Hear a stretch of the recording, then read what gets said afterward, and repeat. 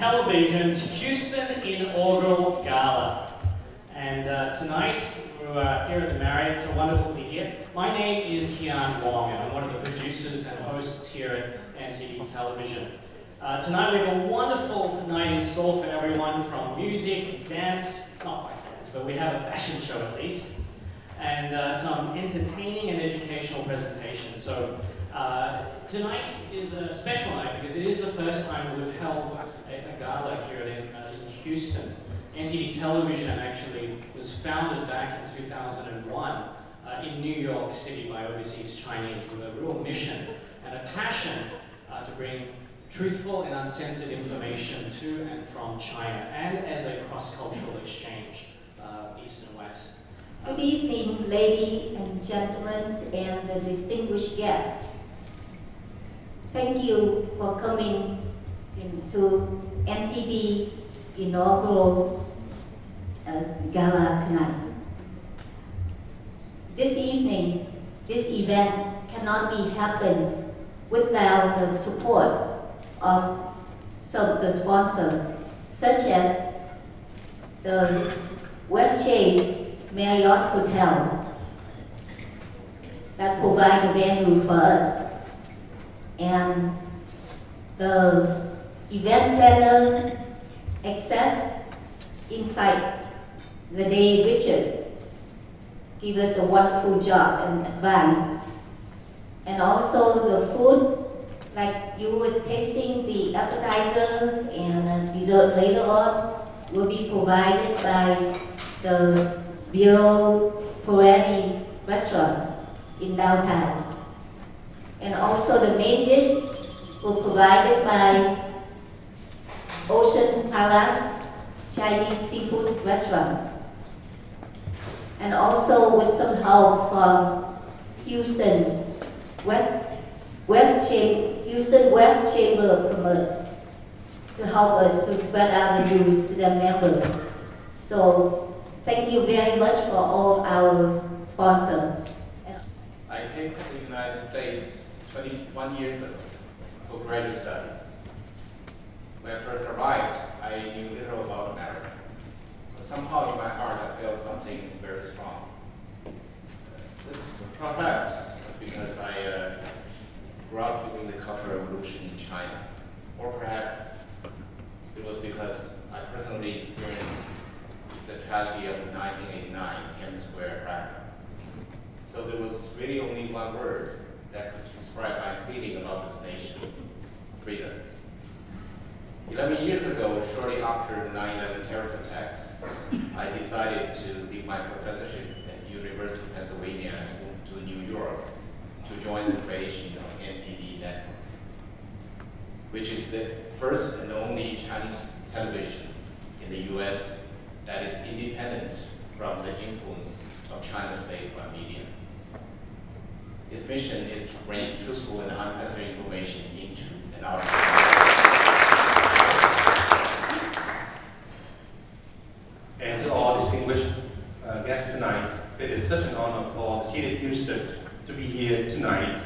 As Dr. Samuel Joe said, that you means that the United States citizens here have enjoyed the freedom that is established by intrinsic rights, intrinsic by God given to all of us. Yes, we do have it here, and as you said, that not only the Chinese people, all people globalized also have a dream for freedom. So we want to be a friend of the journey on your dream of freedom. We support the dream of freedom and the struggle of freedom in China and all over the world. I know for sure not only in China, but also in Vietnam, in Cuba, in North Korea. So we support the fight for freedom. We are your friends. The United States, traditionally, we have supported many countries to have their rights. And I believe that it is our position in the city of Houston to have that same goal, same idea like you. Well, I've participated at least 2 or 3 events for the Shenzhen And I've seen the wonder of that show. It shows not only the culture of China, but it shows the deep inside the dream of freedom.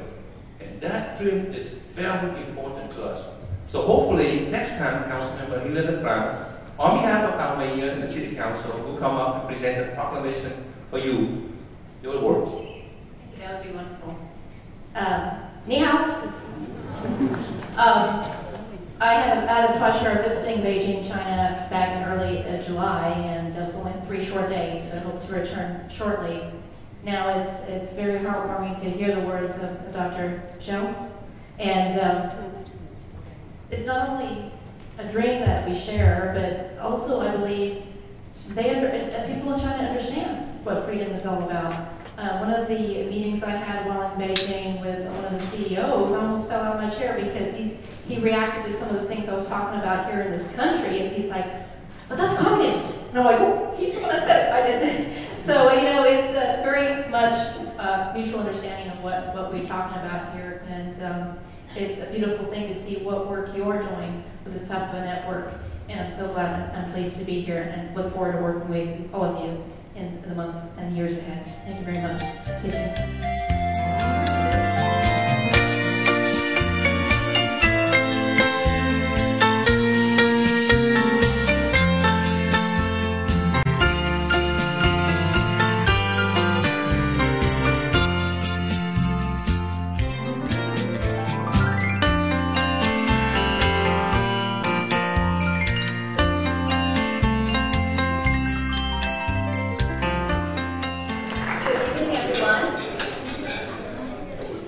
I'm Shirley Fu, because my husband is not here today. If he's here, please call me Shirley Sha. Before I talk about traditional Chinese culture, I'd like to ask non-Chinese people here a question. When we talk about traditional Chinese culture, what comes to your mind? Anyone? Yes? Different, yes. It's very different. What else? Anyone? Beautiful costume. Beautiful. Yes, come on. No, not Chinese people. Beautiful costume. Yes, Chinese food. One time, I was speaking at the Rotary Club, and people told me panda. I said, panda? Panda is great. The Han Couture era.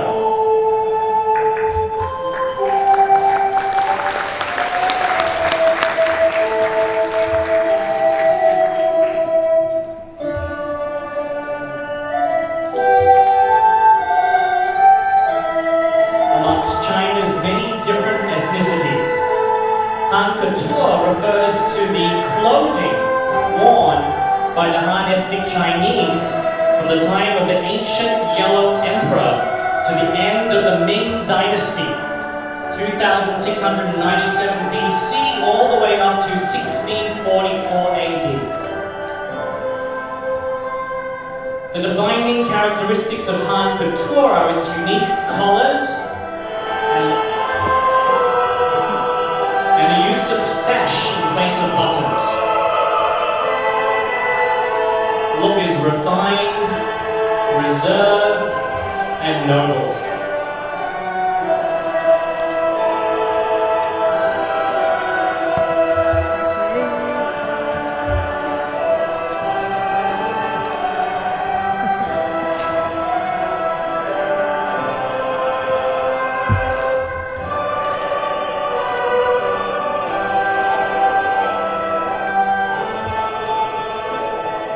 As you can see, the top of the dresses are always folded over to the right, according to the Chinese Taoist philosophy of yin and yang.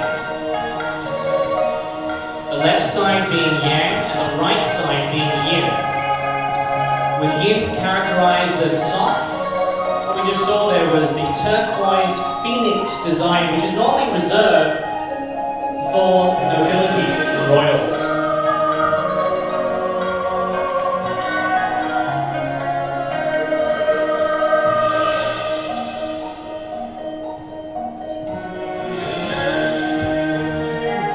The tailoring of Han couture sleeves are quite unique and very intricate. To maintain the most elegant form, the sleeves are required to be actually longer than the wrist. And the opening of the sleeve should fit the forearm.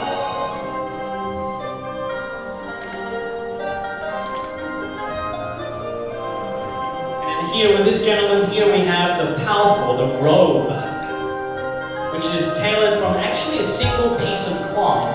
There's no seam at the waist where the shirt meets the skirt. You can say the powerful is a robe that usually has a white lining, and it was everyday clothing of officials and scholars.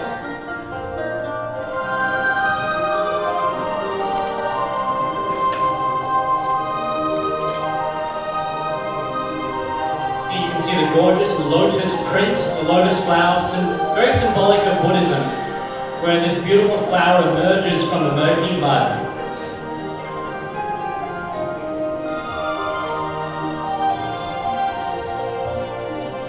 Actually, this is the lotus design. You can see the beautiful lotuses on the sleeves and in the center.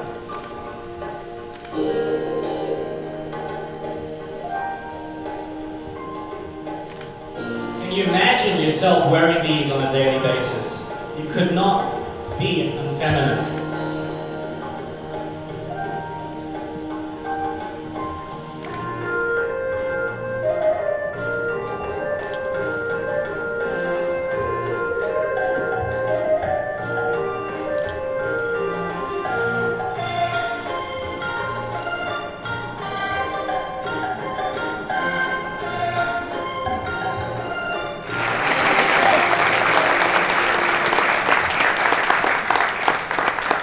They're going to be back for the second round. They're going to be having a quick change, and it is that instrument over there on my right. So please welcome Susan Liu. She will be playing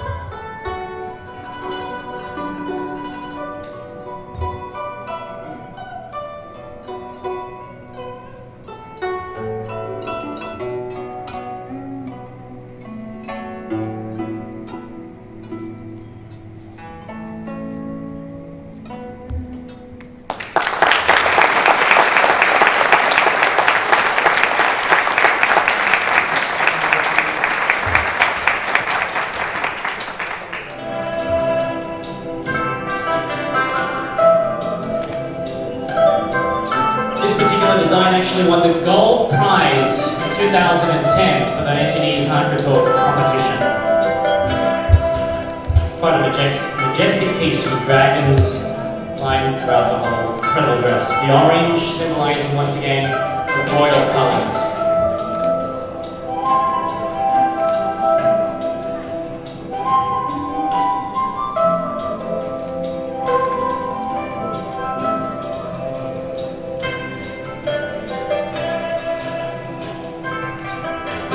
Particular dress actually won the silver award, which is quite fitting considering it's silver coloured. the 2009 competition.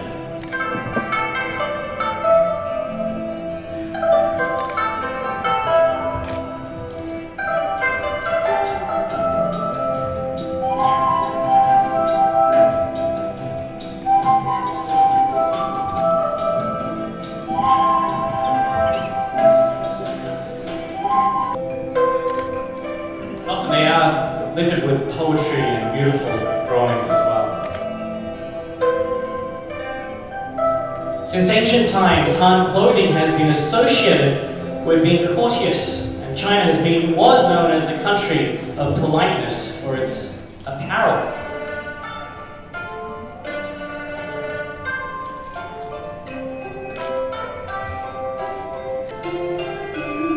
Building upon the ancient Chinese codes of conduct of benevolence and righteousness, courteousness, wisdom and loyalty, as well as the values of kindness and beauty, to reclaim the traditional Chinese apparel and etiquette culture.